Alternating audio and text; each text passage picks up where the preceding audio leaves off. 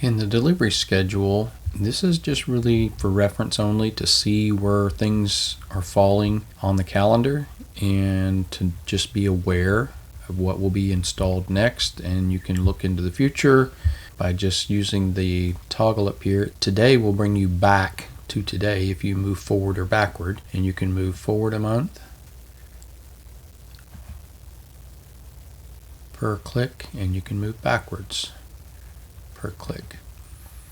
And you see here that we've got one of these that has an actual cabinet quantity of 14 spanning 2 days, and then this one with 6 cabinets is spanning a day, may take a little bit less than a day. And then this would be a pretty hard day for one man to do 12 kitchen cabinets. 12 vanity cabinets is very possible, but 12 kitchen cabinets, if that includes crown and light rail and toe kick and fillers, that would be a pretty tough day. Again, this is just for reference to see where everything's falling, and so that everybody is on the same page of which job is next and which job comes after that.